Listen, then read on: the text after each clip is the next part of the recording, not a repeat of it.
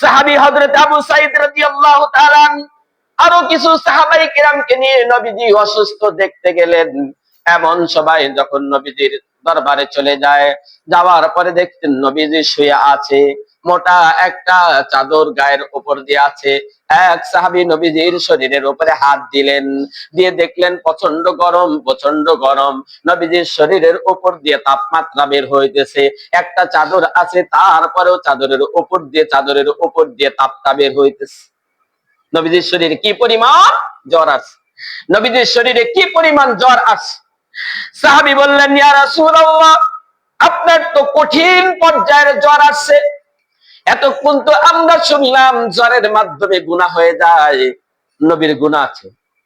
আওয়াজ দিয়ে বলেন, নবীর গুনাহ আছে? নাই নাই। আল্লাহ পাক রব্বুল আলামিন কোরআনুল কারীমের ভিতরে বলেছেন আমার নবীদের শানে, নবীদের আগে পিছে সমস্ত গুনাহ আল্লাহ মাফ করে দিয়েছেন। নবীর তো গুনাহ নাই, তাহলে জ্বর আসছে? এতক্ষণ তো আমরা শুনলাম শরীরে জ্বর আসলে গুনাহ কেটে যায়, নবীর তো গুনাহ নেই। নবী আলাইহিস সালাম সাহাবী যখন এই কথা উত্থাপন করেছেন, ইয়া রাসূলুল্লাহ আসাদ্দু হুম্মাকা, আপনার তো প্রচন্ড জ্বর চলে আসছে। নবী আলাইহিস সালাম বলতেছেন, শোনো, আল্লাহর এই পরীক্ষা, আল্লাহর এই বালা মুসিবত যার উপরে যত বেশি আসবে আল্লাহ তাকে তত বেশি নিয়ামত দান করবে। ইত্যাদি অসুস্থতা যখন আমার আপনি হইতেছে, খেয়াল করব যে এই অসুস্থতা, এই জ্বর ঠান্ডাটা শুধু আমার হয় নাই, জনাবে মুহাম্মদুর রাসূলুল্লাহ সাল্লাল্লাহু আলাইহি ওয়াসাল্লাম তার শরীরের ভিতরে প্রচন্ড জ্বর আছে। এবার দেখেন, আমার যদি অসুস্থতা হয় আর কোন অন্তরের ভিতরে টেনশন করব, পেরেশানি করব যে না, আমার নবীও তো অসুস্থ ছিলেন, আমার জ্বর আসছে, আমার নবীও অসুস্থ, জ্বর ছিলেন। সাহাবী হযরত আবু সাঈদ রাদিয়াল্লাহু তাআলা আরো কিছু সাহাবায়ে কিরামকে নিয়ে নবীজি অসুস্থ দেখতে গেলেন। এমন সবাই যখন নবীজির দরবারে চলে যায়, যাওয়ার পরে দেখতেন নবীজি শুয়ে আছে, মোটা একটা চাদর গায়ের উপর দিয়ে আছে। এক সাহাবী নবীজির শরীরের উপরে হাত দিলেন, দিয়ে দেখলেন প্রচন্ড গরম, প্রচন্ড গরম। নবীজির শরীরের উপর দিয়ে তাপমাত্রা বের হইতেছে। একটা চাদর আছে, তারপরেও চাদরের উপর দিয়ে তাপটা বের হইতেছে। নবীজির শরীরে কি পরিমাণ জ্বর আছে, নবীজির শরীরে কি পরিমাণ জ্বর আছে। সাহাবী বললেন, ইয়া রাসূলুল্লাহ, আপনার তো কঠিন পর্যায়ের জ্বর আসছে। এতক্ষণ তো আমরা শুনলাম জ্বরের মাধ্যমে গুনাহ হয়ে যায়, নবীর গুনাহ আছে? আওয়াজ দিয়ে বলেন, নবীর গুনাহ আছে? নাই নাই। আল্লাহ পাক রব্বুল আলামিন কোরআনুল কারীমের ভিতরে বলেছেন আমার নবীদের শানে, নবীদের আগে পিছে সমস্ত গুনাহ আল্লাহ মাফ করে দিয়েছেন। নবীর তো গুনাহ নাই, তাহলে জ্বর আসছে? এতক্ষণ তো আমরা শুনলাম শরীরে জ্বর আসলে গুনাহ কেটে যায়, নবীর তো গুনাহ নেই। নবী আলাইহিস সালাম সাহাবী যখন এই কথা উত্থাপন করেছেন, ইয়া রাসূলুল্লাহ আসাদ্দু হুম্মাকা, আপনার তো প্রচন্ড জ্বর চলে আসছে। নবী আলাইহিস সালাম বলতেছেন, শোনো, আল্লাহর এই পরীক্ষা, আল্লাহর এই বালা মুসিবত যার উপরে যত বেশি আসবে আল্লাহ তাকে তত বেশি নিয়ামত দান করবে। নবীর তো আর গুনাহ নাই যে গুনাহ মুছে যাবে। তো নবী বলতেছেন যে যার উপরে এই জ্বর, এই ঠান্ডা, এই অসুস্থতা যার উপরে যত বেশি আসবে তত বেশি আল্লাহ তাআলা তার উপরে নিয়ামত দান করবেন। হযরত আবু বকর সিদ্দিক রাদিয়াল্লাহু তাআলা আনহু অনেক বেশি অসুস্থ। এমন সময় সাহাবায়ে কিরাম গিয়েছেন আবু বকর সিদ্দিক রাদিয়াল্লাহু তাআলা আনহুকে দেখার জন্য। অনেক বেশি অসুস্থ, অনেক বেশি অসুস্থ। আবু বকরের কাছে গিয়ে বলতেছেন, ও আমাদের ভাই, মুসলমান ভাই, নবীজির সাহাবী, আপনার তো অনেক অসুস্থতা হয়েছে, এই অসুস্থতার ভিতরে আপনি কি করতেছেন? এবার হযরত আবু বকর উত্তর দেয়, ও সাহাবায়ে কেরাম, ও আবার মুমিন মুসলমান ভাই, শোনো, আল্লাহ পাক রব্বুল আলামিন আমাকে অসুস্থতা দিয়েছেন। আল্লাহ তাআলা আমাকে বলেছেন ওই অসুস্থতার সারানের মালিক ও আল্লাহ তাআলা। قلنا يا نار كوني بردا وسلاما على إبراهيم وننزل من القرآن ما هو شفاء ورحمة للمؤمنين। আল্লাহ পাক রব্বুল আলামিন যেমন অসুস্থতা দান করেছেন, যেমন রোগ বালাই ইত্যাদি জ্বর ঠান্ডা দান করেছেন, এখন না আমাদের সবাই জ্বরের নাপা ট্যাবলেট ইত্যাদি আছে, সেই সময় কি ছিল? সেই সময় ছিল না, এই পদ্ধতি ছিল না, সেই সময় অন্য পদ্ধতি ছিল। আল্লাহ পাক রব্বুল আলামিন কুরআনুল কারীমের ভিতরে বলতেছেন, আমি এই কোরআন নাযিল করেছি, কোরআনের মাধ্যমে যেমন তোমরা নিজেদেরকে পাপ থেকে মুক্ত থাকবে, হেদায়েতের পথে আসবে, ঠিক তদ্রূপ এই কোরআনের আয়াত আর সূরার দ্বারা তোমরা নিজেদের শরীর সুস্থ রাখতে পারবে। আমি একটা কিতাবের ভিতরে দেখলাম, একজন জ্বর ওয়ালা মানুষ, যার শরীরে জ্বর আছে, তাকে যদি কুলনা ইয়া নারু কুনি বারদান এই আয়াতটা দিয়ে ফু দেওয়া হয়, তাহলে এই আয়াতের বদৌলতে আল্লাহ তাআলা তার শরীরের সমস্ত জ্বরকে আল্লাহ দূর করে দেন। বিশ্বাস আছে? নাপা ট্যাবলেটের উপরে বিশ্বাস আছে, এটার উপরেও বিশ্বাস থাকতে হবে। এই আয়াতটা কি? আল্লাহ পাক রব্বুল আলামিন ইব্রাহিম আলাইহিস সালামের ব্যাপারে বলেছেন, হে নমরুদের আগুন, আগুন তোমার মালিক আমি আল্লাহ পাক রব্বুল আলামিন। আমার খলিল ইব্রাহিম আলাইহিস সালামকে তুমি কুলনা ইয়া নারু কুনি বারদাও ওয়া সালামান আলা ইব্রাহিম, ওই আগুন ইব্রাহিমের জন্য তুমি ঠান্ডা হয়ে যাও, আগুন ইব্রাহিমের জন্য ঠান্ডা হয়ে যাও। মানুষের শরীরে যে তাপমাত্রা আর যে জ্বর আসে, এটা কিন্তু জাহান্নামের একটা অংশ, জাহান্নামের একটা অংশ। এই জাহান্নামের একটা অংশকে যদি আমি দূর করতে চাই, আল্লাহ পাক রব্বুল আলামিন বলতেছেন, ওই আগুন, নমরুদের আগুন ইব্রাহিম আলাইহিস সালামের জন্য যেমন ঠান্ডা হয়ে গিয়েছিল, এই আয়াত যে কোন জ্বরওয়ালা মানুষকে ফু দিলে আল্লাহ পাকের এই আয়াতের বদৌলতে সে ঠান্ডা হয়ে যাবে। মুহতারাম হাজিরিন, শরীর সুস্থ রাখা দরকার।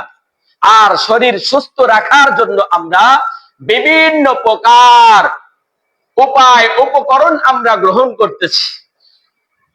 ওষুধ, চিকিৎসা অথবা ব্যায়াম জাতীয় ইত্যাদি, দৌড়াদৌড়ি, শারীরিক ব্যায়াম ইত্যাদি আমরা করতেছি।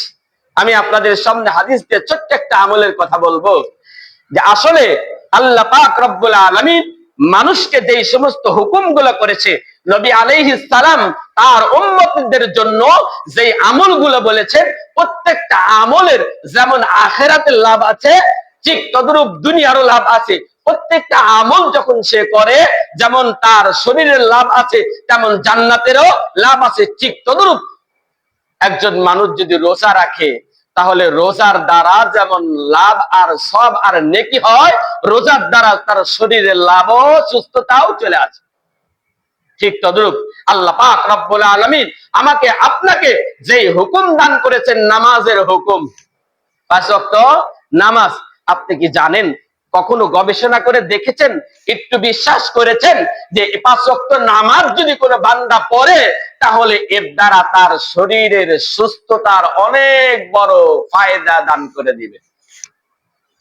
নামাজ দ্বারা শরীর সুস্থ হয়, যেমন আপনি ব্যায়াম করলে আপনার শরীর সুস্থ হয়, যেমন আপনি ওষুধ খেলে আপনার শরীর সুস্থ হয়, বিশ্বাস করতেছেন, নামাজ দ্বারাও শরীর সুস্থ হয়।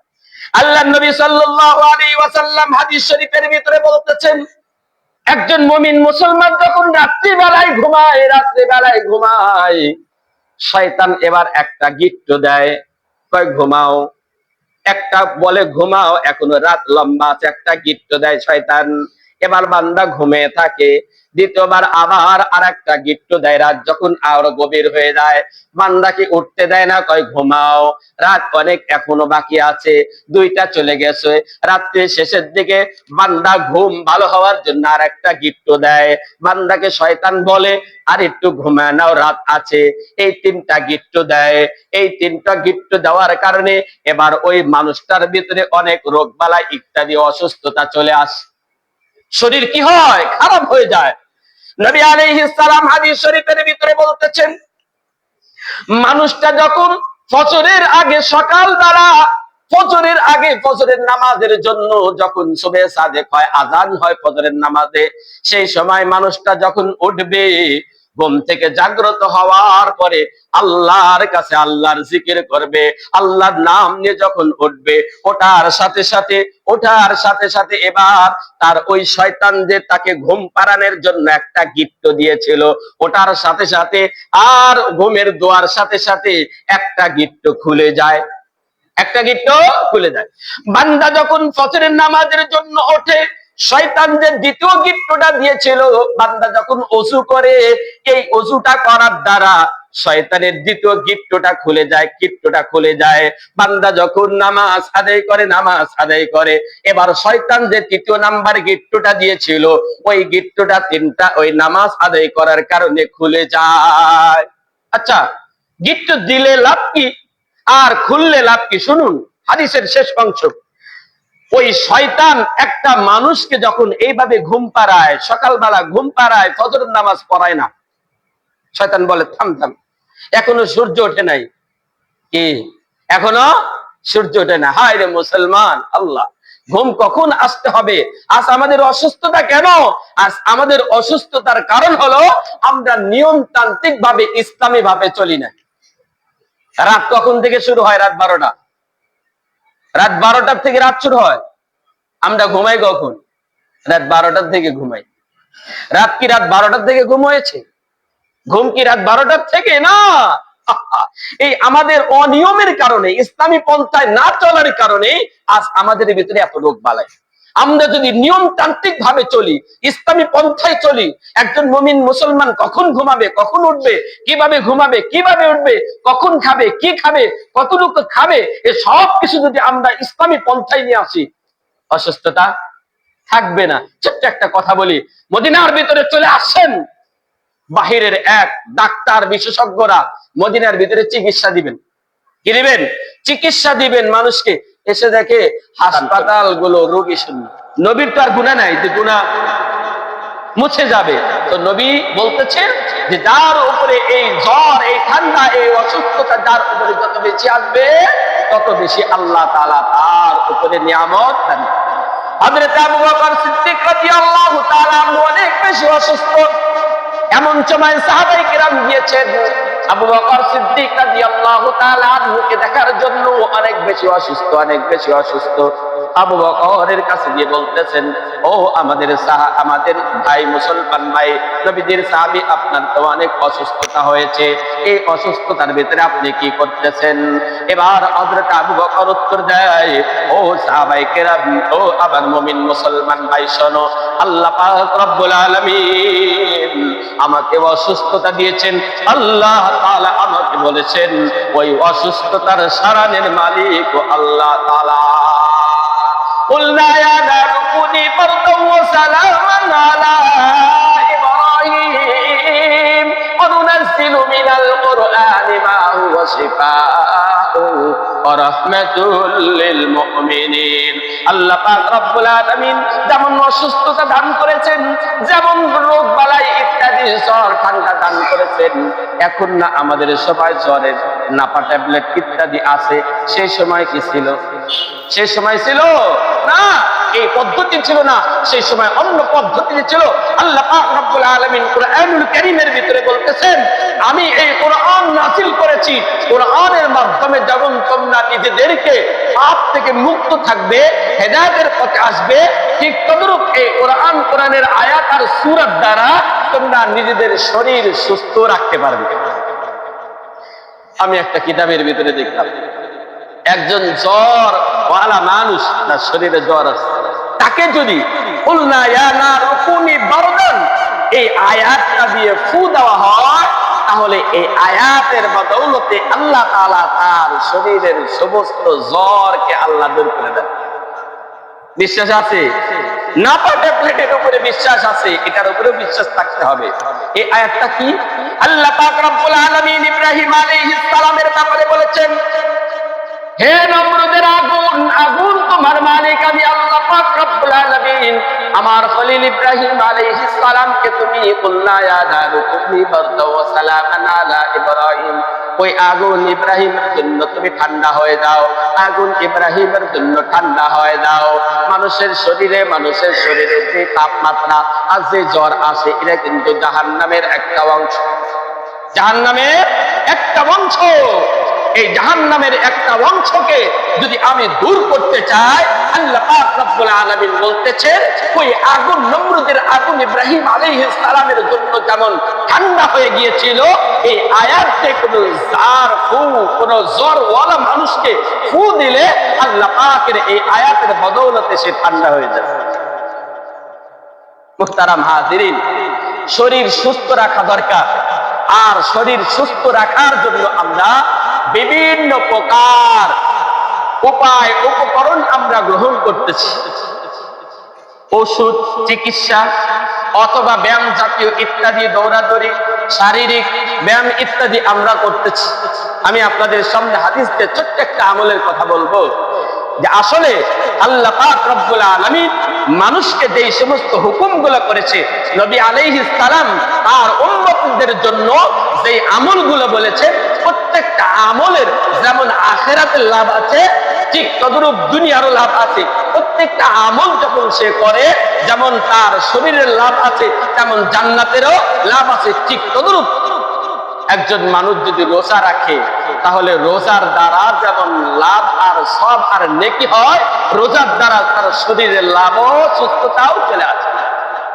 ঠিক তদ্রূপ আল্লাহ পাক রব্বুল আলামিন আমাকে আপনাকে যে হুকুম দান করেছেন, নামাজের হুকুম, 5 ওয়াক্ত নামাজ, আপনি কি জানেন, কখনো গবেষণা করে দেখেছেন, একটু বিশ্বাস করেছেন যে 5 ওয়াক্ত নামাজ যদি কোনো বান্দা পড়ে, তাহলে এর দ্বারা তার শরীরের সুস্থতার অনেক বড় ফায়দা দান করে দিবে।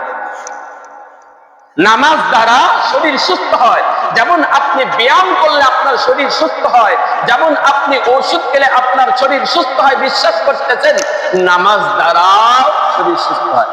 আল্লাহ নবী সাল্লাল্লাহু আলাইহি ওয়াসাল্লাম হাদিস শরীফের ভিতরে বলতেছেন, একজন মুমিন মুসলমান যখন রাত্রিবেলায় ঘুমায়, শয়তান এবার একটা গিফট দেয়, কয় ঘুমাও। একটা বলে ঘুমাও, এখনো রাত লম্বা আছে, একটা গিফট দেয় শয়তান। এবার বান্দা ঘুমিয়ে থাকে। দ্বিতীয়বার আবার আর একটা গিফট দেয়। রাত যখন আরো গভীর হয়ে যায়, বান্দাকে উঠতে দেয় না, কয় ঘুমাও, রাত অনেক এখনো বাকি আছে, 2টা চলে গেছে। রাত্রির শেষের দিকে বান্দা ঘুম ভালো হওয়ার জন্য আর একটা গিফট দেয়। বান্দাকে শয়তান বলে আর একটু ঘুমায় নাও, রাত আছে। এই 3টা গিফট দেয়। এই 3টা গিফট দেওয়ার কারণে এবার ওই মানুষটার ভিতরে অনেক রোগ বালাই ইত্যাদি অসুস্থতা চলে আসে। শরীর কি হয়? খারাপ হয়ে যায়। নবী আলাইহিস সালাম হাদিস শরীফের ভিতরে বলতেছেন, মানুষটা যখন ফজরের আগে, সকাল বেলা ফজরের আগে, ফজরের নামাজের জন্য যখন সুবহে সাদেক হয়, আযান হয় ফজরের নামাজে, সেই সময় মানুষটা যখন উঠবে, ঘুম থেকে জাগ্রত হওয়ার পরে আল্লাহর কাছে আল্লাহর জিকির করবে, আল্লাহর নাম নিয়ে যখন উঠবে, ওঠার সাথে সাথে এবার তার ওই শয়তান যে তাকে ঘুম পাড়ানোর জন্য একটা গিফট দিয়েছিল, ওটার সাথে সাথে আর ঘুমের দোয়ার সাথে সাথে একটা গিফট খুলে যায়, একটা গিফট খুলে যায়। বান্দা যখন ফজরের নামাজের জন্য ওঠে, শয়তান যে দ্বিতীয় গিফটটা দিয়েছিল, বান্দা যখন ওযু করে, এই ওযুটা করার দ্বারা শয়তানের দ্বিতীয় গিফটটা খুলে যায়, গিফটটা খুলে যায়। বান্দা যখন নামাজ আদায় করে, এবার শয়তান যে 3 নাম্বার গিফটটা দিয়েছিল, ওই গিফটটা 3টা ওই নামাজ আদায় করার কারণে খুলে যায়। আচ্ছা, গিফট দিলে লাভ কি আর খুললে লাভ কি? শুনুন হাদিসের শেষ অংশ। ওই শয়তান একটা মানুষকে যখন এইভাবে ঘুম পাড়ায়, সকালবেলা ঘুম পাড়ায়, ফজরের নামাজ পড়ায় না, শয়তান বলে থাম, এখনো সূর্য ওঠে নাই। কি এখনো সূর্য ওঠে না? হায় রে মুসলমান, আল্লাহ, ঘুম কখন আসতে হবে? আজ আমাদের অসুস্থতা কেন? আজ আমাদের অসুস্থতার কারণ হলো আমরা নিয়মতান্ত্রিক ভাবে, ইসলামী ভাবে চলি না। রাত কখন থেকে শুরু হয়? রাত 12টা। রাত 12টার থেকে রাত শুরু হয়। আমরা ঘুমাই কখন? রাত 12টার থেকে ঘুমাই। রাত কি রাত 12টার থেকে ঘুম হয়েছে? ঘুম কি রাত 12টার থেকে? না, এই আমাদের অনিয়মের কারণে, ইসলামী পন্থায় না চলার কারণে আজ আমাদের ভিতরে এত রোগ বালাই। আমরা যদি নিয়মতান্ত্রিক ভাবে চলি, ইসলামী পন্থায় চলি, একজন মুমিন মুসলমান কখন ঘুমাবে, কখন উঠবে, কিভাবে ঘুমাবে, কিভাবে উঠবে, কখন খাবে, কি খাবে, কতটুকু খাবে, এ সব কিছু যদি আমরা ইসলামী পন্থায় নিয়ে আসি, অসুস্থতা থাকবে না। ছোট্ট একটা কথা বলি, মদিনার ভিতরে চলে আসছেন বাহিরের এক ডাক্তার বিশেষজ্ঞরা, মদিনার ভিতরে চিকিৎসা দিবেন। কি দিবেন? চিকিৎসা দিবেন মানুষকে। এসে দেখে হাসপাতালগুলো রোগী শূন্য। হাসপাতালগুলো সাহাবায়ে কিরামের আমলে হাসপাতালগুলো রোগী শূন্য। তারাও মুসলমান আর আমরাও মুসলমান, আমাদের হাসপাতালগুলো রোগীতে ভর্তি, আর সেই সময়কার মুসলমানের ভিতরে রোগী শূন্য হাসপাতাল। আচ্ছা, জিজ্ঞাসা করেছে আপনাদের ভিতরে রোগ বালাই হয় না? বলছে না। কারণ? আচ্ছা বলেন তো দেখি, শুধু এখনকার নয়, এই শতাব্দীর নয়, এই 1000 বছরের নয়, সব যত বড় বড় ডাক্তার আছে, সমস্ত ডাক্তারদের ডাক্তার হলো আমার নবী মুহাম্মদুর রাসূলুল্লাহ সাল্লাল্লাহু আলাইহি ওয়াসাল্লাম। নবীজি যা বলেছেন, নবীজি যা করতে বলেছেন, যা খেতে বলেছেন, যতটুকু ঘুমাইতে বলেছেন, যেভাবে চলতে বলেছেন, ওইভাবে যদি চলা যায় তাহলে লাভ কি? শরীরের লাভ। কি হবে? শরীরে লাভ হবে। তো ঘুম কখন থেকে শুরু হবে, খাওয়া কতটুকু আমি খাবো, কখন কি করব, আমাদের একটা জিনিস নিয়ন্ত্রণে নাই।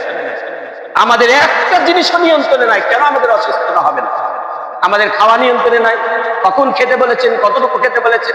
আমাদের ঘুম নিয়ন্ত্রণে নাই, কতটুকু ঘুমাইতে বলেছেন, কতটুকু ঘুমাইতে হবে, কখন ঘুমাইতে হবে, এশার পরে ঘুমাবো না সকাল 8টা পর্যন্ত ঘুমাবো। আজকে হাদিস দিয়ে প্রমাণ নেন যে সকালবেলা যদি আপনি ঘুমিয়ে থাকেন তাহলে ওই শয়তানের যে গিফট আছে, ওই গিফট আপনি ছাড়াইতে পারেন নাই। আর ওই গিফট যদি ছাড়াইতে না পারেন তাহলে আপনার শরীরের ভিতরে অলসতা চলে আসবে। বিশ্বাস হইতেছে না? হাদিস বিশ্বাস, আমার আপনার বিশ্বাস না হলে করার কিছু নাই। হাদিসের ভিতরে আসছে যে ওই অবস্থায় যদি মানুষ ওই সময় না উঠলো, ওযু না করলো, ওই সময় নামাজ না পড়লো ফজরের, তাহলে শয়তান যে গিফট দিয়েছে গিফটের ভিতরে থেকে যাবে। এরপরে কি হবে? ওই শরীরের ভিতরে অলসতা চলে আসবে।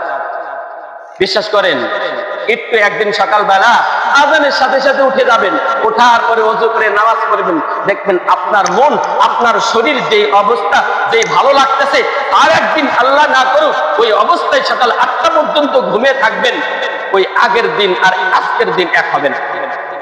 হাদিস মিথ্যা হতে পারে না, আমার আপনার তাজরিবা মিথ্যা হতে পারে। মুহতারাম হাজিরিন, এই জন্য বলেছিলাম যদি সকালবেলা ওই শয়তানের গিফটগুলো খোলা যায়, যদি ওযু করা যায়, আর যদি নামাজ আদায় করা যায়, তাহলে হাদিস শরীফ প্রমাণ তার অন্তরটা থাকবে প্রফুল্ল, প্রফুল্ল অন্তর থাকবে, সারাদিন শরীরের ভিতরে সুস্থতা চলে আসবে, ভালো আসবে। আর যদি সকাল 8টা 9টা পর্যন্ত ঘুমায়, খবর নাই, তাহলে কখনো আপনি মেডিসিন বিশেষজ্ঞর কাছে যাইবেন, মেডিকেলে যাইবেন, আর যেই ডাক্তারের কাছে যাইবেন, আপনার শরীর কখনো ভালো হওয়ার সুযোগ নাই, কখনো ভালো হওয়ার সুযোগ নাই। বরং আমি আপনার শরীর যদি ভালো রাখতে চাই, সুস্থ রাখতে চাই, আসুন ইসলামের পথে, ইসলামের তরিকায়। নবীজি যেভাবে চলতে বলেছেন, যেইভাবে খাইতে বলেছেন, যেইভাবে ঘুমাইতে বলেছেন, যখন ঘুমাইতে বলেছেন, যতটুকু ঘুমাইতে বলেছেন, ওই নিয়মগুলো নিয়ে আসি, তাহলে আমাদের দ্বারা আমাদের শরীর থেকে অনেক রোগ বালাই দূর হয়ে যাবে।